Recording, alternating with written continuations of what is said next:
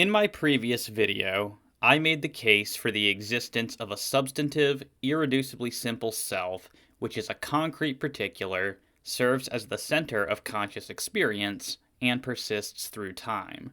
While we saw that there were strongly dualistic implications which follow from this conclusion, in this video, I begin the task of arguing affirmatively for substance dualism.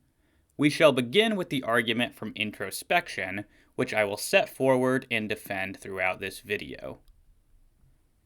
There intuitively seems to be a real distinction between the mental world and the physical world. When I reflect upon the nature of my experiences, or my thoughts, or my dreams, it's not easy to identify any particular physical items which might be identical to these things. As John Foster puts it, we have, I think, a natural inclination to think of mentality as something both fundamental and non-physical, an inclination which would lead us to reject any conceptual analysis of mental statements in non-mentalistic terms, or any metaphysical reduction of mental facts to non-mental facts, or any identification of mental events with physical events. And Brandon Rickabaugh and J.P. Moreland add, "It is very difficult to take most, if not all, mental states as having a physical nature. Thoughts, beliefs, desires, and exercises of volitional power do not seem to have geometrical properties, location, size, or shape, mass, charge, and so on. Indeed, it seems to be a category fallacy to ascribe such properties to these mental states." Certainly, the inability of physicalists to agree upon how exactly mental states are supposed to be explained in physical terms highlights the difficulties involved in trying to explain one in terms of the other. Yet we know that our mental lives really exist. Indeed, we know this with greater certainty than we know anything about the physical world, for the physical world is mediated to us by means of the mental world. As Charles Taliaferro says, "The world of conscious experience is the least peculiar, least precarious realm to investigate.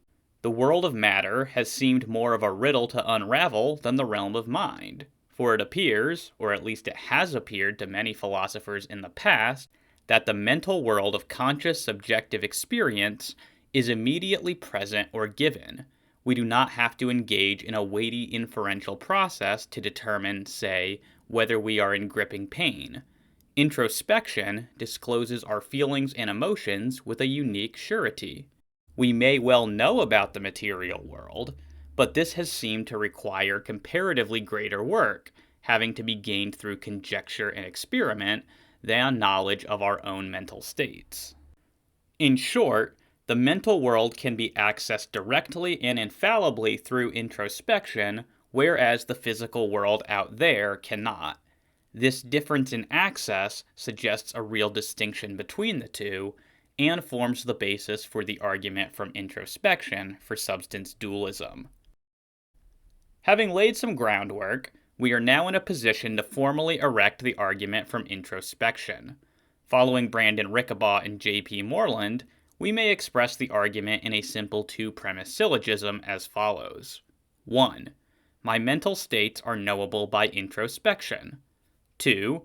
My brain states are not knowable by introspection. 3.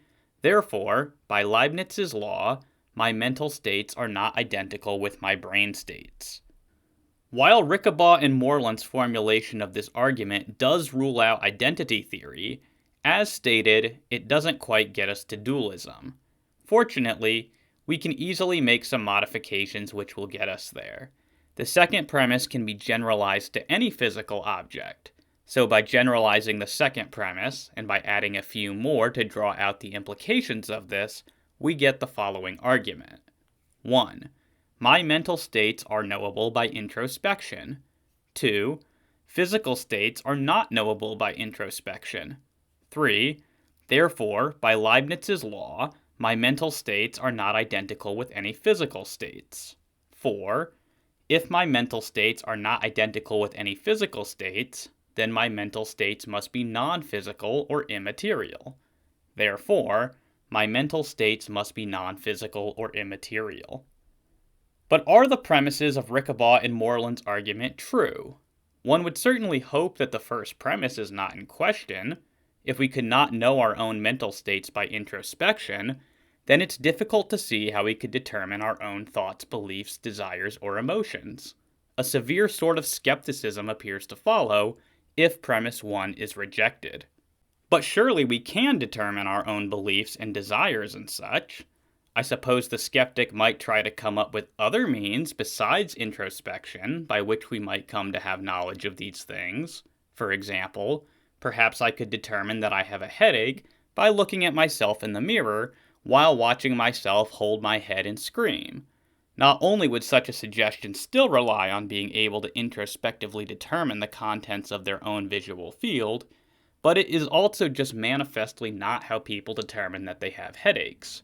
As Joshua Farris puts it, a common sense set of data regarding pain includes the phenomenal and arguably private state of pain that is only accessible by the subject of experience.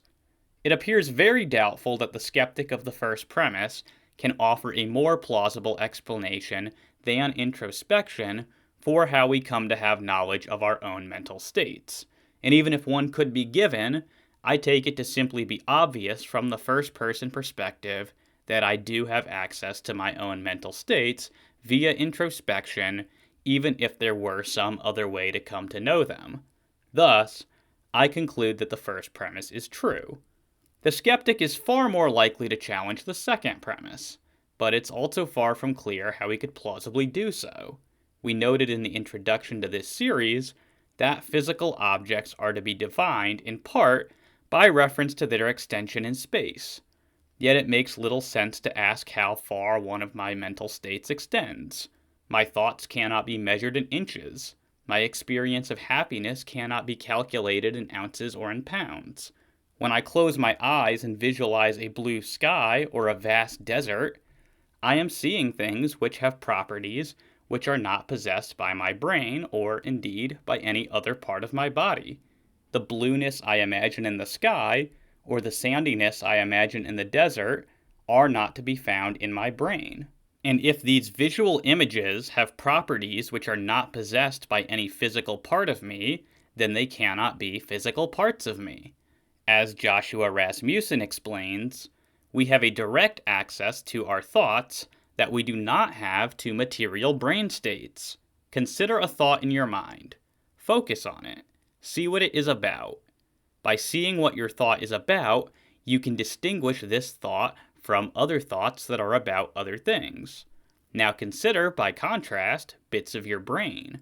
You do not have direct conscious awareness of third-person bits of your brain. These observations expose a salient difference between the first-person aspects of your thoughts and the third-person aspects of bits of your brain. The difference is in your means of accessing them. It seems to me that the reality of some aspects of thoughts can be as clear as anything.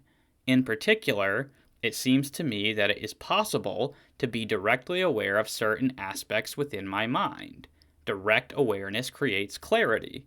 By contrast, chemical aspects of brain matter are not within my direct awareness. For this reason, it seems to me that I have a clearer, more direct access to first-person contents within my own mind than to third-person chemical contents within my brain. So it appears that we also have excellent reasons to affirm the second premise of the argument. But if both premises are true, then the conclusion follows irresistibly. Another way to construe the argument from introspection focuses on the certainty of various mental states, which eludes our knowledge of physical objects. The basic principle at play in this version of the argument from introspection is, as Surrendra Gangadean says, the most immediately known is the most certainly known. I would present the argument this way. 1. For every physical state of affairs, knowledge of it is fallible. 2. But knowledge of at least some of my own mental states is not fallible. 3. Therefore, at least some of my own mental states are not physical states. Premise 1 appears difficult to reject. Not only do general skeptical challenges, like the possibilities of dreams and hallucinations, apply to any experience of a physical object, but scientific discoveries likewise have repeatedly forced us to revise our understanding of the physical world, and will almost certainly do so again. It seems impossible to come up with any belief about the physical world which could not, in principle, be revised by some future advances in science. Thus, our knowledge of any physical state of affairs is subject to future revision, and is thereby known to be fallible. Nevertheless, mental states appear immune from this sort of mistake. It is unthinkable that I should be mistaken about what I believe on some particular topic, or about how I feel about some situation at a specific time, or about what I seem to see in my visual field. If I feel an intense pain in my head, and a doctor thoroughly examines me and informs me that nothing is wrong with my head, I will surely not conclude that I am not really feeling the pain. At least some mental states simply have immunity from error. They are incorrigible. The fallibility of our knowledge of physical objects and infallibility of our mental states points to a difference between the two, a difference which entails that the mental states are not themselves physical. As Richard Warner puts it, the idea is that a certain kind of mistake, possible in the recognition of physical things, is not possible in the case of certain mental items. To illustrate, suppose your ability to recognize foxes is completely unimpaired, and that, as a result of using this ability, you believe a particular item to be a fox. You might be mistaken. The animal might be a hologram, for example. Mistakes of this sort are impossible in the case of certain mental items. Pain, for example. That is, necessarily, if your ability to recognize pain is completely unimpaired and, as a result of using that ability, you believe that you are in pain, then you are in pain. This is a modal property of pain. No physical thing has this property. So there we have two different ways of developing the argument from introspection for substance dualism. Both versions of the argument identified things that were true of certain items within our mental lives, which were not true of any physical objects. And from this, it follows that these mental items cannot be identified with physical items. But since these items exist, it follows that they must be non-physical. The first version of the argument from introspection is, by far, the more commonly discussed in the literature. As such, we will explore objections to this version before we consider objections to the second version. Physicalists have, to say the least, not been impressed with this first version of the argument from introspection. They have found at least 3 different ways of challenging this sort of argument for dualism. The first strategy involves challenging the form of the argument by claiming that it commits a logical fallacy. The second challenge targets the second premise of the argument and argues that it is either false or unjustified.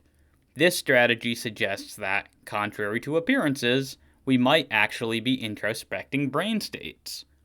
The third strategy, which strikes me as the most desperate of all, targets the first premise and suggests that we do not, in fact, know our own mental states by introspection. We shall consider each objection in turn. The eliminative materialist Paul Churchland defends the first line of response to the argument from introspection. He alleges that the argument from introspection commits the intensional fallacy. He explains, "This, in my experience, is the most beguiling form of the argument from introspection, seductive of freshmen and faculty alike, but it is a straightforward instance of a well-known fallacy, which is clearly illustrated in the following parallel arguments. 1. Muhammad Ali is widely known as a heavyweight boxing champion. 2. Cassius Clay is not widely known as a heavyweight champion. Therefore, by Leibniz's law, 3. Muhammad Ali is not identical with Cassius Clay. Or, 1. Aspirin is recognized by John to be a pain reliever. 2. Acetylsalicylic acid is not recognized by John as a pain reliever. Therefore, by Leibniz's law, 3. Aspirin is not identical with acetylsalicylic acid. Churchland goes on to drive his point home, saying, the problem is that the property ascribed in premise 1 and withheld in premise 2 consists only in the subject items being recognized, perceived, or known as something or other, but such apprehension is not a genuine property of the item itself, fit for divining identities, since one and the same subject may be successfully recognized under one name or description, and yet failed to be recognized under another description. Bluntly, Leibniz's law is not valid for these bogus properties. The attempt to use them as above commits what logicians call an intentional fallacy. Now, the first thing to note about Churchland's attack on the argument from introspection is that, if his criticisms work at all, they only apply to the first version of the argument we have considered. They are utterly forceless against the second version, for even if the phenomenal qualities of conscious experience can be explained by recourse to brain states manifesting in two different ways, the rational qualities of incorrigible beliefs cannot be explained in this way. This is because rational qualities like epistemic infallibility and incorrigibility are a matter of the strength of one's epistemic justification rather than a matter of appearance. So the second version of the argument from introspection which we have considered is simply not susceptible to the formal objection which Churchland expresses here. With that being said, how does the first version of the argument fare against Churchland's criticisms? There are a number of ways for the defender of the argument from introspection to reply to Churchland. In the first place, Churchland's parodies are not apt. They do not actually resemble the argument from introspection. In Churchland's parody arguments, one is failing to realize that two labels, presumably labels used primarily by other people, apply to the same person or thing. But we are not talking about labels in the argument from introspection. We are talking about facts directly known by us about our own mental states. As Rickabaugh and Moreland respond, here is a further reason to think that Ali Clay is not parallel to the argument from introspection. The source of error is obvious. We can easily understand how one could fail to know that whom they refer to as Muhammad Ali is also referred to as Cassius Clay. They could simply fail to know his personal history. This error is due to a lack of propositional knowledge regarding the reference of certain names. However, the source of error in the argument from introspection is not at all clear. How is it that when attending to and subsequently reflecting on my mental states, they seem to stand in relations to me that have certain properties that are not at all like the properties or relations of brain states? The only account Churchland could give assumes that we cannot know the basic nature of our own mental states by paying attention to them. But this kind of skepticism about introspection is absurd. If we cannot know the basic nature of our own mental states by introspection, then we cannot know which thoughts are our thoughts. And this leads us naturally to the second line of response open to the defender of the argument from introspection, namely that Churchland is confusing or equivocating between inferential knowledge and non-inferential knowledge. As Rickabaugh and Moreland conclude, Ali Clay equivocates between different types of beliefs and different types of knowledge when compared to arguments from introspection. Inferential knowledge involves making judgments from more basic knowledge, judgments which can sometimes be wrong.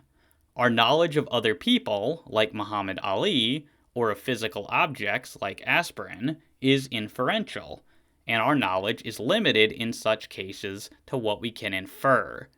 Non-inferential knowledge, by contrast, consists in infallible direct acquaintance with certain facts.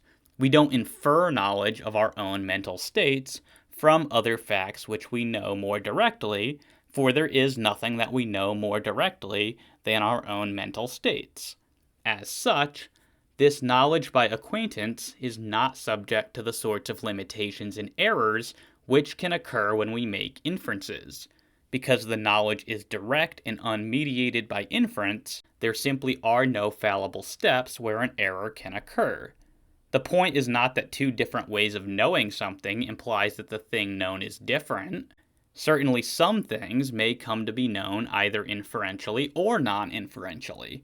Rather, the point is that non-inferential justification provides an immunity to error which is not present in most cases of inferential justification. Moreover, this immunity to error precludes the sort of mistake in reasoning which occurs in Churchland's counterexamples. Whereas it is possible for me to make labeling errors when it comes to applying names to people or products, it is not possible for me to make errors with respect to my own mental states. This is because these are known by direct acquaintance, whereas proper names like Muhammad Ali and aspirin are only known indirectly by inference. The problems which occur in Churchland's parity arguments are the direct result of the limitations of non-deductive inference. Since such limitations are not present in cases of non-inferential knowledge, and since knowledge of one's own mental states is non-inferential, these sorts of errors can simply not be present in introspection. Consequently, Churchland's parities are simply not genuinely parallel to the argument from introspection. To be genuinely parallel to the argument from introspection, Churchland's parities would have to look something like this. 1. The name Muhammad Ali is widely known to refer to the individual who can be described as the heavyweight boxing champion. 2. The name Cassius Clay is not widely known to refer to the individual who can be described as the heavyweight boxing champion. Therefore, by Leibniz's law, 3. The name Muhammad Ali is not identical with the name Cassius Clay. Or, 1. The label aspirin is recognized by John to refer to a pain reliever. 2. The label acetylsalicylic acid is not recognized by John to refer to a pain reliever. Therefore, by Leibniz's law, 3. The label aspirin is not identical with the label acetylsalicylic acid. Notice how when the parity arguments are made genuinely parallel to the argument from introspection, they no longer yield false conclusions. So Churchland's parity arguments, as he formulates them, are simply not parallel to the argument from introspection. When they are made parallel, they no longer yield false conclusions, which robs them of the very purpose for which Churchland created them. I have now argued that, contra Churchland's claim, the form of the argument is valid. The argument from introspection does not commit the intensional fallacy. But the skeptic of dualism is still free to challenge the truth of the premises. Churchland targets premise 2 of the argument. The gist of his response is to insist that one and the same physical object can appear in two different ways. So although our thoughts and experiences and emotions may seem different than brain states, they are, in fact, just brain states which are appearing in a different way. Just as a building which appears circular from a top-down view might appear square or rectangular from the ground level, perhaps brain states can appear differently upon introspection. As he says, if mental states are indeed brain states, then it is really brain states that we have been introspecting all along, though without fully appreciating what they are. And if we can learn to think of and recognize those states under their familiar mentalistic descriptions, then we can certainly learn to think of and recognize them under their more penetrating neurophysiological descriptions. At the very least, premise 2 begs the question against the identity theorist. Churchland then tries to challenge the first premise, casting doubt on the trustworthiness of introspection by offering alleged cases where we perceive things which appear essentially different than they really are. As he explains, but the argument is deeply suspect in that it assumes that our faculty of inner observation or introspection reveals things as they really are in their innermost nature. This assumption is suspect because we already know that our other forms of observation, sight, hearing, touch, and so on, do no such thing. The red surface of an apple does not look like a matrix of molecules reflecting photons at certain critical wavelengths, but that is what it is. The sound of a flute does not sound like a sinusoidal compression wave train in the atmosphere, but that is what it is. The warmth of the summer air does not feel like the mean kinetic energy of millions of tiny molecules, but that is what it is. If one's pains and hopes and beliefs do not introspectively seem like electrochemical states in a neural network, that may be only because our faculty of introspection, like our other senses, is not sufficiently penetrating to reveal such hidden details. Churchland's objection to the first premise depends upon a very skeptical stance towards introspection, which creates an interesting tension with his objection to the second premise. For the more skeptical one is of introspection, the more inclined they should be to accept the idea that brain states are not knowable by introspection, and therefore to accept the second premise as true. If we cannot know things by introspection at all, then it just trivially follows that the second premise is true. Yet Churchland's objection to premise 2 is that it begs the question against the identity theorist, insofar as it assumes that it is not brain states which we have been knowing by introspection all along, which seems to grant the first premise, which says that we can know our own mental states by introspection. But then which is it? Can we know our own mental states by introspection or not? If so, then Churchland loses his objection to the first premise. If not, then Churchland loses his objection to the second premise.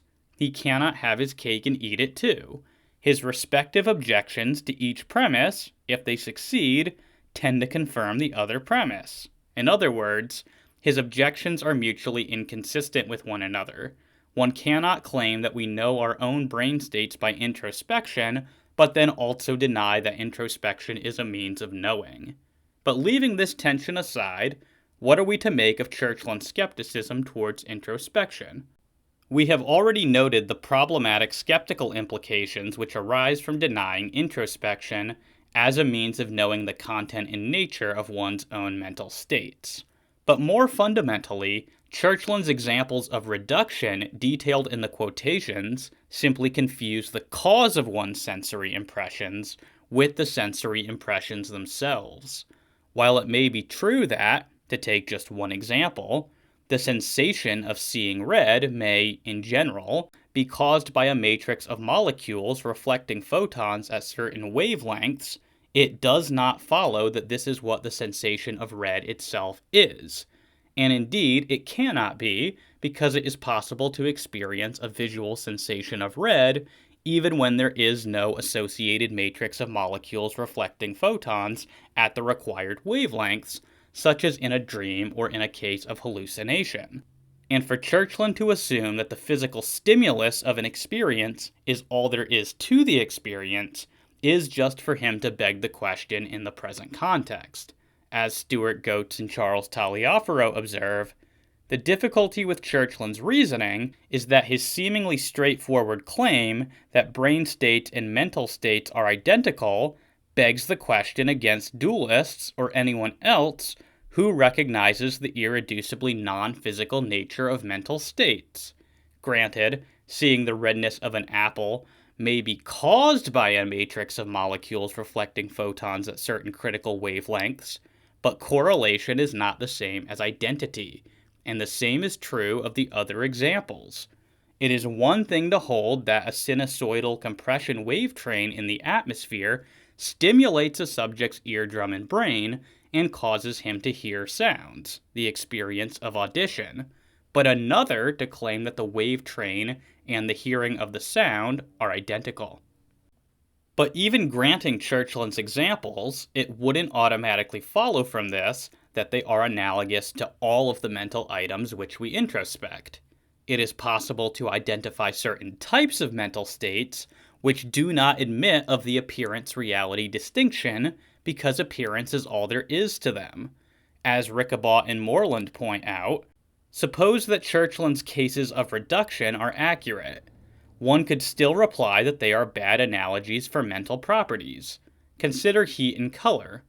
One could grant that there is a difference between what they are and how they appear. That is, heat and color pose both phenomenal properties and physical properties. However, such a distinction is not available for mental states like a sensation of pain. A pain sensation is just the way it appears to a subject, as hurtful.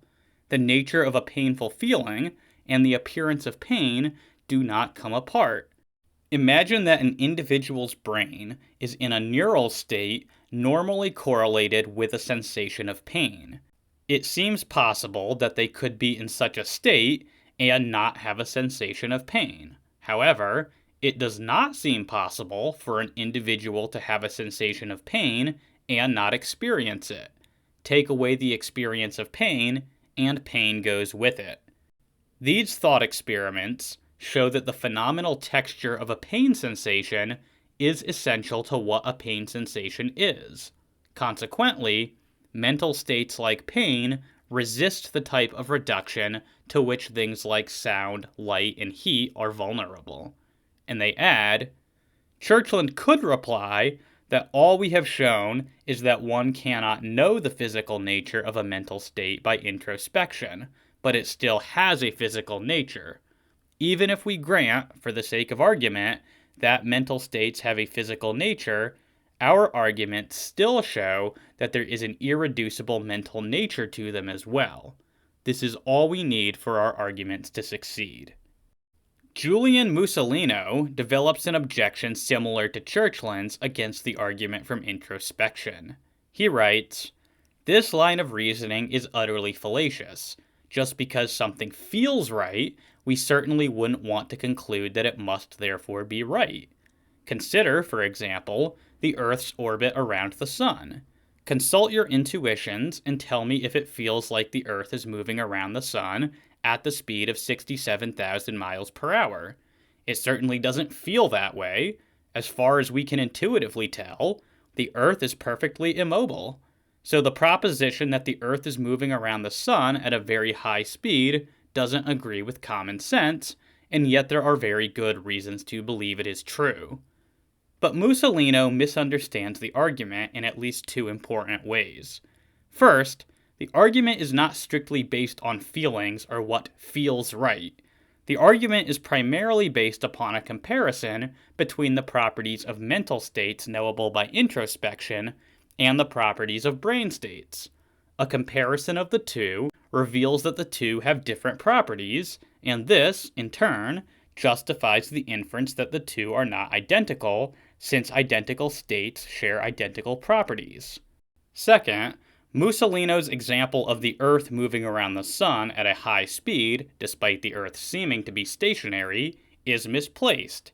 In this example, the discrepancy between what seems to be the case and what is the case is born out of the fact that experiential mental states can fail to accurately relay facts about the external world. But the argument from introspection doesn't dispute this. It doesn't suggest that mental states are exactly like the external facts which they represent. Rather, it suggests that mental states are exactly like mental states. It is one thing to point to the trivially obvious fact that a mental state can fail to accurately represent what it is about. It is quite another to suggest that mental states are different than the same mental states. As David Lund observes, there is no epistemic gap between what it seems to be and what it really is. What it seems to be is all there is to it, and introspection alone is sufficient for knowledge of what it seems to be.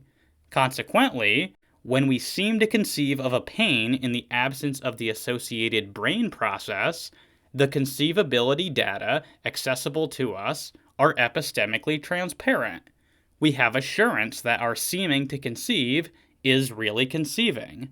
It is inconceivable that our conception of pain should turn out to be mistaken in the light of future empirical discoveries about the electrochemistry of the brain. I have now defended the first version of the argument from introspection at some length. But what about the second version? As a reminder, the second version went as follows. 1. For every physical state of affairs, knowledge of it is fallible. 2. But knowledge of at least some of my own mental states is not fallible. 3. Therefore, at least some of my own mental states are not physical states. It might be possible to object to the first premise in some way, but I have never yet come across any objection to it, let alone an account for how one might attain infallible knowledge of a physical object. Presumably, whatever knowledge we have of physical objects is mediated by sensory experience. But we know that sensory experience is sometimes fallible, and given the aforementioned possibility of skeptical scenarios, like a brain in a vat or a Cartesian demon, it seems that it will always be possible for there to be some way in which our senses could be deceived. And if that possibility cannot be eliminated, then there will always be some chance, however slight, that our beliefs about the physical world are wrong. If that possibility cannot be eliminated, then our knowledge of the physical world cannot be infallible, and the first premise of the argument is true. As I said, I have never found anyone who seriously disputes this line of reasoning, and it is generally agreed among contemporary epistemologists of all persuasions that we cannot have infallible knowledge of physical objects. However, this is because most epistemologists do not believe that we can have infallible knowledge of anything. So-called fallibilism, the idea that we could always be wrong about anything, reigns supreme in contemporary philosophy. As C. Stephen Evans observes, most philosophers today adopt fallibilist answers to questions about what counts as good evidence. That is, they admit that, at least in the vast majority of cases, human beings might be mistaken in the judgments we make. And while this is good news when it comes to the first premise of this argument, it is bad news when it comes to the second premise, for the second premise asserts that knowledge of at least some of my own mental states is infallible. Now, I have offered a thorough defense of the idea that certain types of knowledge about our own mental states is infallible in my video series on epistemology, so I won't go into detail on that here. Interested viewers are referred to those videos for a defense of this premise. However, I will consider a popular counterexample which is supposed to challenge the idea that we can infallibly know any of our own mental states. Paul Churchland explains, even if introspection is unmediated by second-order sensations, nothing guarantees that the introspective judgment, I am in pain, will be caused only by the occurrence of pains. Perhaps other things as well can cause that judgment, at least in unusual circumstances, in which case the judgment would be false. Consider the occurrence of something rather similar to pain, a sudden sensation of extreme cold, for example, in a situation where one strongly expects to feel pain. Suppose that you are a captured spy being interrogated at length with the repeated help of a hot iron pressed briefly to your back. If, on the 20th trial, an ice cube is covertly pressed against your back, your immediate reaction will differ little or none from your first 19 reactions. You almost certainly would think for a brief moment that you were feeling pain. Mistakes of this kind are called expectation effects, and they are a standard phenomenon with perception generally. Evidently, they apply to introspection as well. The reality of expectation effects provides us with a recipe for producing almost any misidentification you like, whether of external things or of internal states. We must be very careful here to be sensitive to an important distinction between different types of beliefs. There are beliefs about one's sensations, and then there are beliefs about what causes one's sensations, and Churchland collapses them together here. Obviously, beliefs about what causes one's sensations can be fallible, so one can be wrong in their belief regarding why they are feeling pain by attributing that feeling to a hot iron, even when said iron is not present. But that is very different than being wrong about believing that one does in fact feel pain. Once this distinction has been fully appreciated, it should become clear that Churchland's thought experiment poses no threat to the idea that we can infallibly determine the contents of our own mental states. The error regards the source or cause of the feeling of pain, but not the feeling of pain itself. That remains infallibly known. As Timothy McGrew observes, first, it is not obvious that the subject is really experiencing a mild cooling rather than a burning sensation.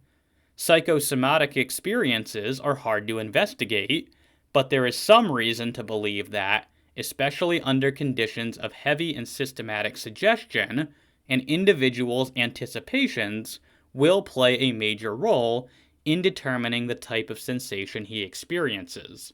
We must not confuse the physical stimulus with the felt sensation. The two, though normally causally related, are not identical. Second, we must distinguish between the momentary sensation and the attempt to describe it. To bring the sensation under a descriptive category is normally to engage in an implicit comparison between it and other sensations, but such comparison, since it involves a judgment of memory, could be wrong. Perhaps the most accurate description of the subject's experience would be, "I feel a sudden shock," a description which involves less sophisticated conceptualization. Churchland anticipates this response, but insists that it cannot account for the change in belief about what has happened. As he argues, the incorrigibilist may try to insist that sensation number 20 was a pain after all, despite its benign cause, on the grounds that, if you took it to be a pain, if you thought it felt painful to you, then it really was a pain. This interpretation sits poorly with the fact that one can recover from the kinds of misidentification just explored.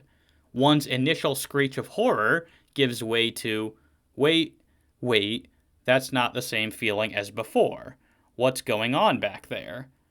If sensation number 20 really was a pain, why does one's judgment reverse itself a few seconds later? But the answer to Churchland's question appears all too obvious. The reason for the change in one's belief about what has actually happened is due to a change in the sensation.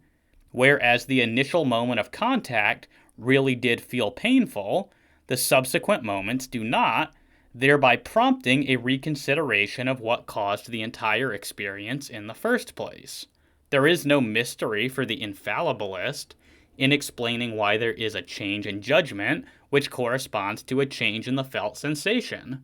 Rather, the mystery only exists for the fallibilist in that some explanation is needed for why there was an initial judgment that the subject was in a pain state, if that's not genuinely what the subject initially felt. If there were no difference between the felt sensation at the initial moment of contact and the subsequent sensation, we would be at a total loss to explain the difference between the immediate reaction and the subsequent reaction. Presumably the belief that one initially felt pain has not changed in this scenario, for unless that belief were true, it would make no sense to suggest that the subject initially thought that they were in pain. What has changed is merely a belief about what caused the sensation of pain, but the cause is a physical state of affairs, and this version of the argument from introspection assumes that knowledge of physical states of affairs is fallible. So Churchland's thought experiment poses no challenge to the second version of the argument from introspection, and merely highlights the truth of the first premise. This video has explored arguments from introspection for substance dualism. We have examined two versions of the argument, and we have considered a wide array of objections to these arguments. The conclusion has been that none of these objections land, and that the arguments are, therefore, successful. Introspection thus provides us with information which reveals important differences between mental states and brain states or any other physical states, which licenses the inference to the conclusion that mental states are not brain states or any other physical states. If, as I have suggested, this argument works, then one important consequence of it is that one doesn't need vast knowledge of science or philosophy to know that the mind is immaterial. All one needs to do is pay careful attention to the deliverances of their introspective awareness of the nature of their own mind.